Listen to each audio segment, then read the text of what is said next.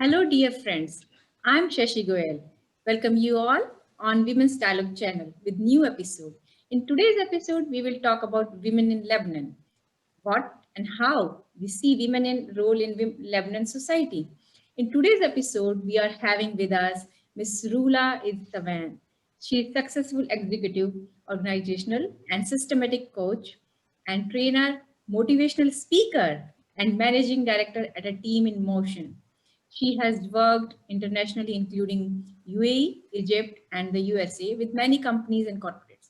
So, welcome, Ms. Rula, in today's episode. Hello, how are you today? Yeah, we are doing good. So, Great. today we are going to talk about women in Lebanon, and we just would like to ask with the basic question: what do you say about women role in Lebanon in general? To be honest with you, if for women in general, either in Lebanon or otherwise, I noticed with all the experiences I had that we have a lot of similarities and a little bit of differences. When we are aiming high, we are facing a lot of challenges. And it's not only about being Lebanese or from a different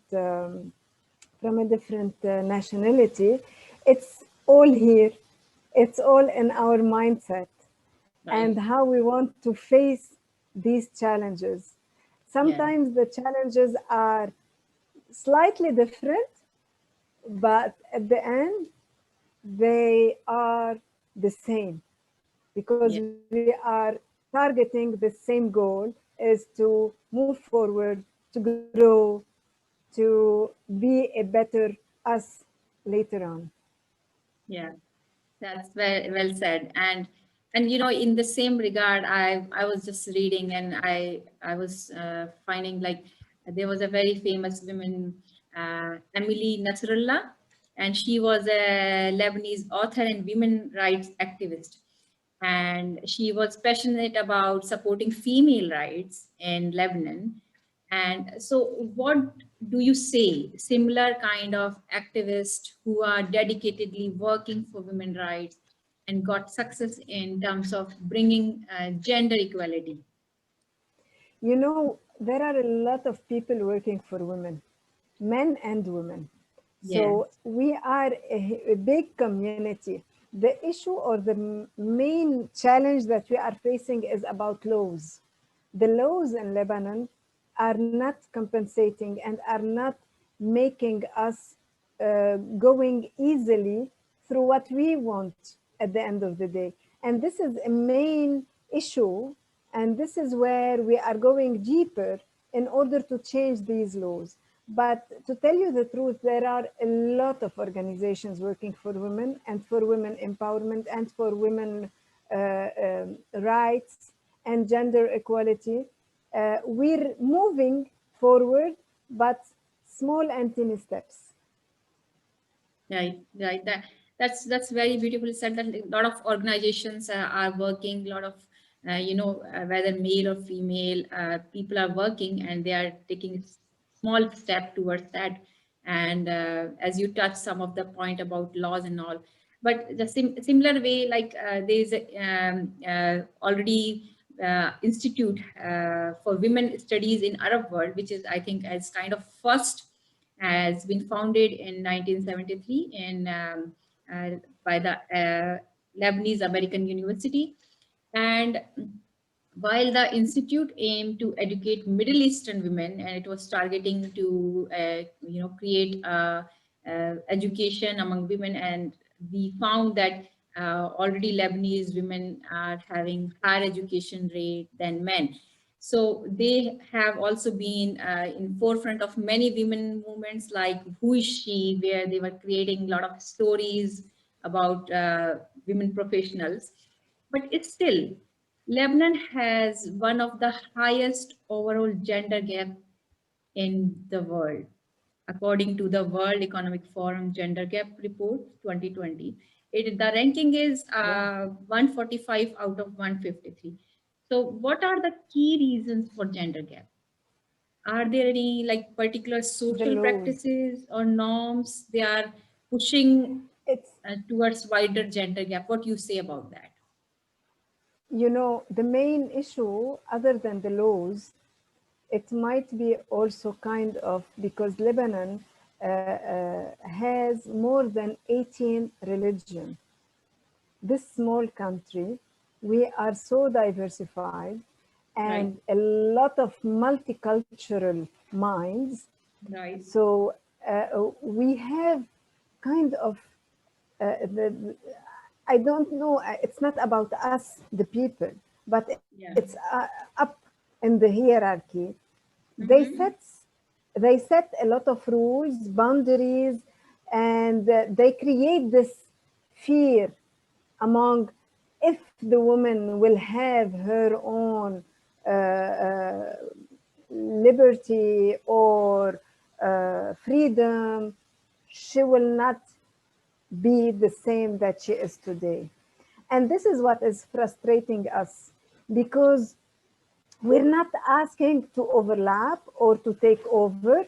We're just asking this kind of equality and equity and to be as inclusive since we all know the power of a woman in a society. And we all know that 50%, if not more, of the Mm-hmm. society is the woman base. Right. So, this fear that they are creating, the Mm-hmm. politicians, the religious, all this culture, where we want to keep this domination, and in parallel, they are not working on laws and they are not hearing us what we are saying. So it makes that Lebanon is still down. However, we know that Right. Lebanese women are so powerful, Right. creative, and they can give a lot, and they are proving themselves. But when Yes. you look in the parliament, the percentage of women is so low, Yeah. and all kind of strategic and decision making Right. the percentage is so low. Why Yeah. you are always keeping this rate low? Because there are another party that are afraid of the power Mm-hmm. because they are seeing in reality what Yeah. might be this power, and they know that at the end of the day they might be put aside if a woman will lead, and this is what they don't want to happen, and they Right. don't accept it. So as you said, and it's true, but like same time you was talking about the laws and the system. Uh, so there is like I was just reading about the citizenship and naturalization of child goes by the Mhm. father citizenship status. As per the Yes, current Lebanese nationality law, descendants of Lebanese immigrants can only receive citizenship from their father's side. Women yes, cannot true. pass the citizenship from their spouse or even to their children. So why it is like that? It's like what are the reason Lebanese women are not allowed to claim citizenship for her family? What do They, you think? I, I will be back to the main story. This fear Hmm. of taking over in a way, and political issues, geographical issues. There are a lot of components Right. on the ground here to say why they don't want or why it's not acceptable. If we want Hmm. to go deeper, it's Right. it's mainly about the whole way of the constitution in Lebanon. However, let us face a reality that what was right 15, 50 years ago Right. has slightly moved forward. Because as you were saying, LAU, for example, created like an institute to empower women. Other universities did the same also. Hmm. So we can hear and we can see a lot of programs to empower women entrepreneur or to empower women's skills, not mainly entrepreneur, or Mhm. they give funds for startups by women, awards, and so on. So there are a lot of activities that they are happening on, if I want to say, on a local base, Mhm. in order to create this wave and to make this change later on, in a way to keep the mind that it's right, it's good, it's something that should happen.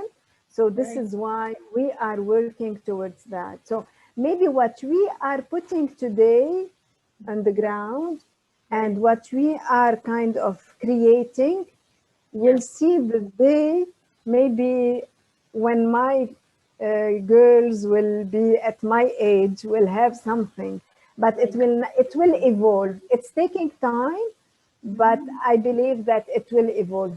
What I, on a personal level, I'm doing today, Right. if let's say 15 years before or 20 years before, I was not able to make what I'm doing today because Yeah. the mentality, the Yeah. kids are growing and the citizens are growing in the mentality to see a woman working, Right. which was in the beginning, wow, how Mhm. she dares to work, you know? Right. So it's Right. about mentality, it's about culture, and we believe that it will make a change. It takes more Right. time, but we Mhm. believe it will happen for sure. Yeah, that is true. Like I do agree. Like changes will come slowly, gradually. But same time, like when you are talking about women participation and women's role in the labor market. So in the same way, when we are talking about it, it is similar way. It was reported like according to World Economic Forum that it is out of 153 countries amongst the lowest in global rates of women labor market participants. It was hovering of 29% of for women and 76% for men. So as we know, female are more educated. They are taking participation in the economic activities and equally like men. So what kind of challenges women are facing or have been created for female? Those are creating a barrier to bring them into mainstream. You know, the culture we're living in the Middle East in general, and in Lebanon also. So this culture, it takes time to get to change in a way, and it's asking others also to take the initiative, and we need Right. pioneers, and these pioneers are becoming kind in quantity, much more in quantity than it was before. So definitely, as we said at the beginning of this interview, that laws are very important to support. Yeah. Since we don't have these laws, so Mhm. whatever we're doing is just on on a community level, in a small region maybe, or on individual level, but it's not on a country level. Right. Is it good? Yeah. Yeah, did I answer? Yeah. Yeah, I do understand like these hurdles can be overcome for females by creating a strong laws or a community rather than at this moment they are on the ground level or basic level. You guys are, in the Lebanese society, women or male and men are doing, but it is not sufficient. So, And so if you want to say that differently, once we yeah, have the law, yeah, this rate will escalate quickly and mm-hmm, will be much better because we have all what we need mm-hmm, and we are ready to move forward in mm-hmm, a way because we are working, we are right, like on a daily basis, we are working, we are searching and checking what we can do differently or how to make it different, and but we are still like in small communities, but different small communities. Once mm-hmm, this culture will change and this is what we are working on. And the laws will be supporting instead of against. So definitely you will find like moving for 90 degrees from one shot. Right. It won't ask for too long. Yeah, that's true. Like building a strong government foundation through laws can be, you know, dramatic or big changes all of a sudden, a big shot kind of. If I understood Yeah, correctly. and if you notice, yeah, and if you notice that a lot of women, Lebanese women, when they go Hmm. outside Lebanon, they are shining and they Yeah. are really making an impactful result. So what is holding them here? It's Hmm. the cocoon that we Hmm. are in it, you know? But just I would like to ask, when you are talking about the shining of Lebanese women, I would like to ask about, tell something about your life journey, how of how you reach on your this successful platform where you have your own successful business, mindfulness, coaching, entrepreneurship. So tell all about how you develop and how you reach on this platform. Well, it wasn't easy from the beginning. If I want to share my story from the start, let me tell you, I used to work with my dad. My dad has a factory for wood to Mm-hmm. create furniture. Right. So once I finished my university degree, I went to him and I asked him to work with him. And he Right. was like, what? It's something really for male. What are you going to do here? We are all here like men and we cannot see a woman between us. So I told him, it's okay, dad, I will be only on the administrative part. So I will not do anything related to your work as operation. So, I'm his eldest daughter. He said, yeah, okay, go for it. And that's how I started to go to the factory. Mm-hmm. Day after day, I was like curious enough to go down to the operation level and to see how they are creating these furnitures. Right. So I was going to do the manufacturing with them. And once I see my dad leaving the factory, I was going to the employees and tell them, teach me how to do this, how to do that. And then my dad noticed that I'm doing things that related typically for men. So he was like, crazy man, what's going on? Why you are here? So you should not be here. And then I moved forward and I changed into a big store where I was responsible of the wood factory of this store and everything related to DIY, do it yourself. And it was really, I got this job because I trained myself at my dad's factory. Right. I had a very nice journey there. Then I have a very good position. And then I moved to another position better, also as responsible of the buyers in another big mall.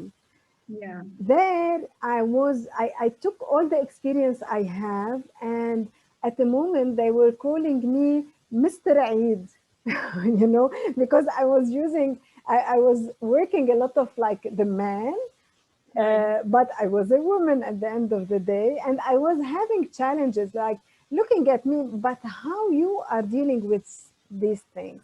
And I said to myself, it's okay if I am a woman, that doesn't mean that I cannot do this and that. But this thing created some challenges for me because I didn't put any boundaries anymore. And Right. at the time, I was overwhelmed. I was overwhelmed because I was giving and stretching myself too much to prove to everyone that I can do it and I will Yeah. do it. Right. And then I said, okay, once I was the CEO of an American franchise, I said to myself, it's now time for me to create my own company. And the challenge here was this company was created with me and my husband. Mhm. So it was like the relationship of couple, and then the relationship as working partners. So we Yeah. needed to set boundaries, and the Right. culture here saying that, oh, you're having as partner your husband, or they are telling my husband that, oh, it's your wife who's taking over, this ego thing. Right. So we agreed that we will have like boundaries for each one of us, and to take over how we will manage it properly, not to over lie in a way, or stepping over each one of Yeah. us. It was Yeah. really so sensitive to take care of. Yeah. However, we were like, we complement each other, so we were able to sustain. We created this Yeah. company in 2010. Until Hmm. today we are 11 years old in this company, and we are really doing a great job. And now for people minds and culture, they know that Rula is responsible on this and that, and Marwan is responsible on this and that. So they don't overlap even in that. So for me, in order to grow older and to make it more deeper, I went into Right. the coaching also.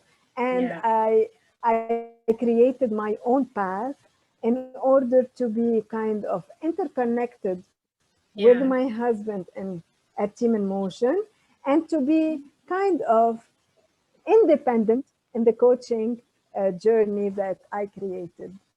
That's beautiful, and that's, I think it's amazing story, like how you made your path from helping your father in his business and slowly gradually developing your own individual identity and create your business. That's really amazing story, and it's full of motivation. We can find a lot of challenges, lot of Yeah. obstacles, but how you overcome. Thanks a lot. Thanks a lot for sharing it. uh, just I Thank would like to you. ask one message to our viewers, whether male or female. What message would you like to give to them? Look, I would love to tell them something that I believe in and that helped me to move forward and to overcome a lot of challenges. It Right. was a quote that everything happens for a reason. There are Mm-hmm. no accidents in life, only purposes. So Right. every time I was facing a challenge, I was Mm-hmm. asking myself, stepping back and asking, why it's happening, what is the learning behind, how can this challenge make me grow.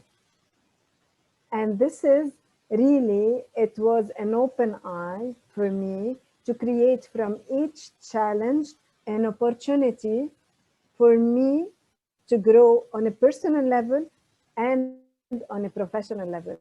So I really mean it. It's so powerful when we believe that this is happening because there is a reason behind that. Yeah. So let's go with the flow. Right. Thank you. Thanks a lot, dear Rula, for sharing your views and your opinion to our viewers. Once again, thank Thank you. you. Thanks a lot for giving your time to us. And same time, thank you, dear viewers. That's it for today's episode. We will come back with new episode and with more energy, with more with new episodes to our channel, Women Dialogues. If you like and want to see upcoming Women Dialogue episode, do like, share, subscribe, and click the bell icon button. And that's it for today. Thank you to all Thank of you. us. Bye. Bye bye. Thank you.